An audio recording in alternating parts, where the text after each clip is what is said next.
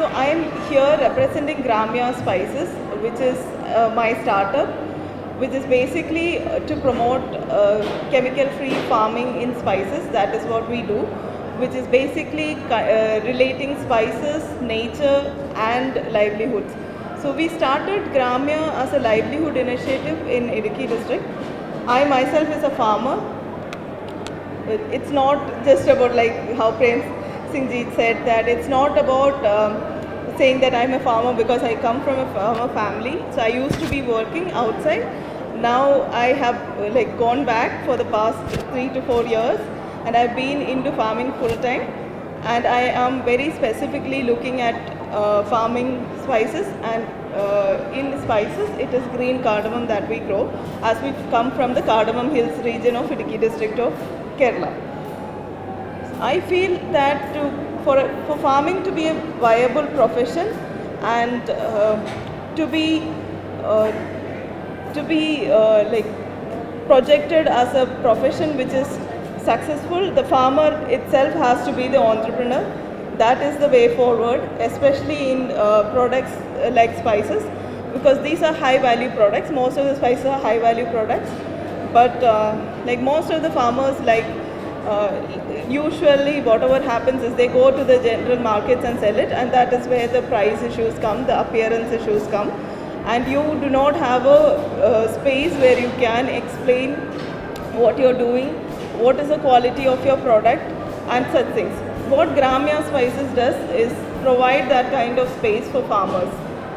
It took us actually at least one generation, which is my parents' generation, to realize that a farmer needs to be an entrepreneur to continue farming as a viable profession for generations, or even for your children to come and take it up as a profession. So it took us a generation. When I'm saying that, my parents grew tea in the hilly areas of Idukki for 30 years. We made literally nothing out of it. We always had complaints, we barely met ends. And in 2016-17 is when my parents decided that we should, instead of selling raw tea leaves to the boat leaf factories, we should start our own factory, and Tea Boat supported it at that point. So that tea factory, which is called the Palar Tea and Palar Tea Factory, which is again chemical free, it's also like naturally grown. So we did natural farming for 15 years, but the leaves didn't have any particular value since we did natural farming. So it took us at least one generation to realize that we had to value add to our products, to our farm grown produce, to make something out of it, and to consider farming as a profession, and for their children to come up and take it up and take it forward, and to see potential in any kind of farming activities.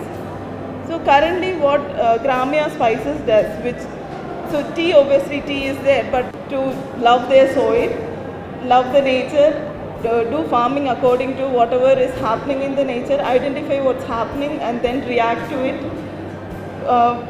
When I say encouraging, it just does not mean that we just go ahead and tell them do organic farming or do natural farming. This is not what we do. We actually buy back their products and try to get them a better price. When they are generally in a conversion period, this is a challenge that I've seen. When they are generally in a conversion period, there's a lot of fall in the crop, and that needs to be compensated somewhere. What Graamya is trying to do is essentially that. We're trying to give them a market space where they can actually come up and tell people that this is what we are producing. And that comes, the next step, like how Prem Singhji was saying, was it's actually, next step is value addition.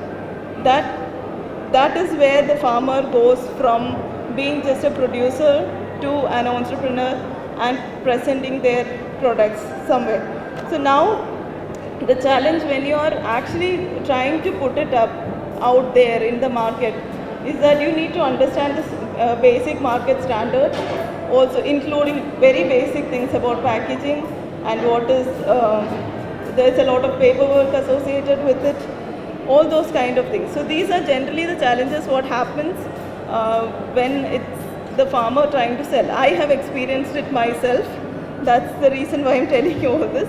We have gone through multiple rounds of correcting our packaging, correcting the information that needs to go on the packaging. And what we have realized is currently there is no system that can actually help you through the process.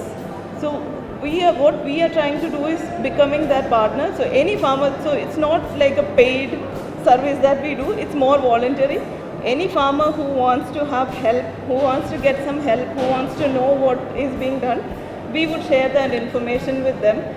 We are more educational. Everybody is welcome to visit us anytime, any day, and we host anybody, and some of you have also visited us.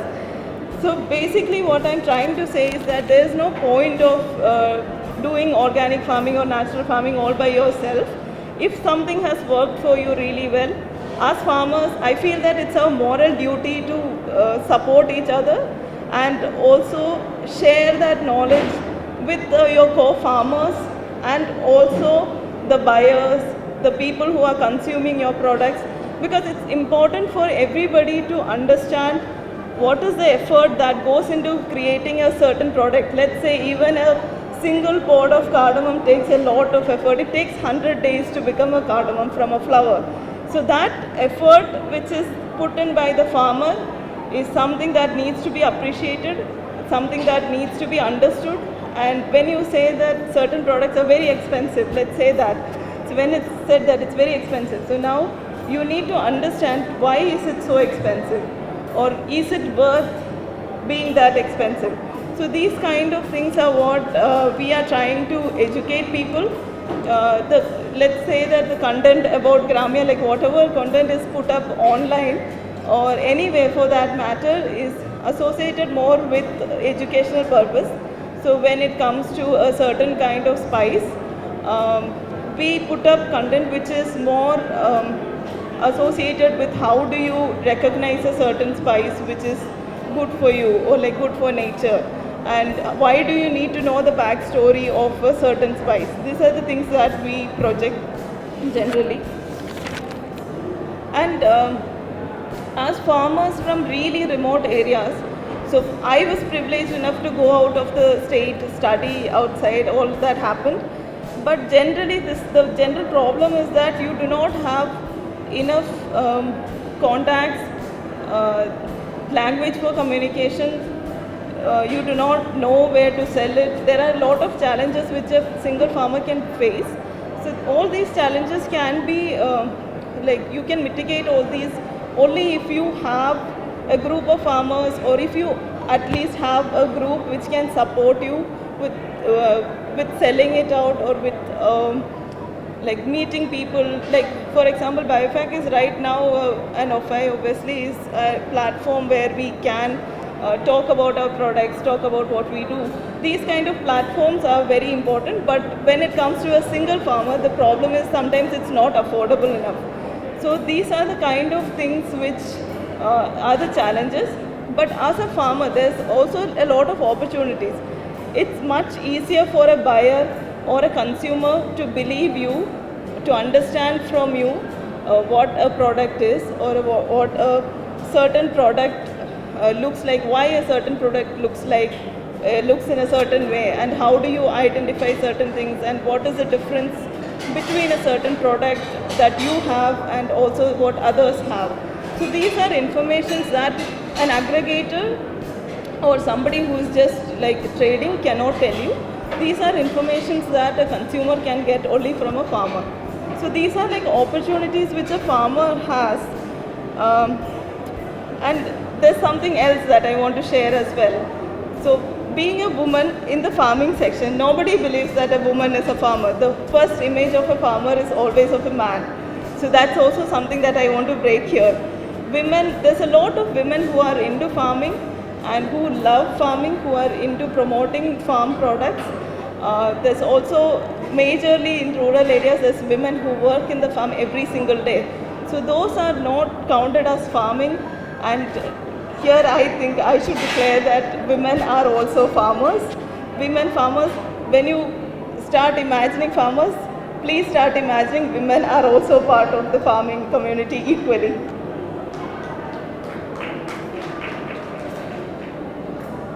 So to conclude, I would say that for a farmer to become successful and to consider farming as a profession, it's important that there's enough encouragement from the authorities.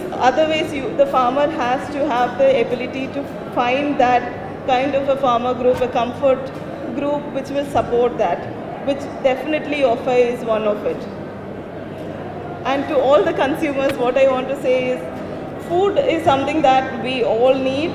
Food is something that we spend a lot of money, or we work for food in most of the cases, and it's very, very important to appreciate the farmers who are making that food for you. And I think that's it. That's what I wanted to say. Thank you.